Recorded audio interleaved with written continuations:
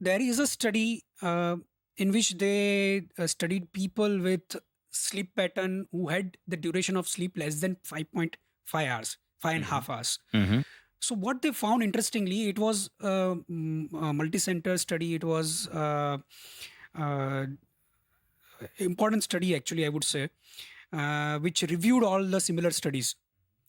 So what they concluded was uh, that sleep is disturbed. Sleep, the duration is less than 5.5 hours. Mm-hmm. What it causes all these disturbances in hormones.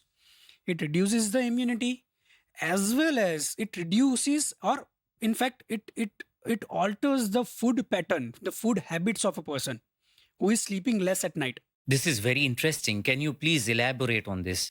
Yeah. So what they found was those who were sleeping less than 5.5 hours, Mm-hmm. they found that in those people, the amount of snacking which we talk about, Mm-hmm. the frequency of snacks, the frequency of meals, Mm-hmm. it increased. First thing. Second thing they found was they had more craving for junk foods and or the foods which contained high fat amount. This is unbelievable. And apart from that, they also found the same thing which I already mentioned. There were disturbances with all the hormones. Okay. So if you think it further, sleep is causing disturbances in food habits, and ultimately all these food habits will lead to obesity and other issues, and it in turn will again lead to further deterioration of sleep quality. Correct. So it is a vicious cycle, basically. Yeah. Yeah. And the same thing is true for obesity also. Mm-hmm. Obesity causes disturbances in sleep because of the tongue fall, which we in medical terms it is called obstructive sleep apnea, Right. which obese people tend to get, Okay. and it disturbs the sleep.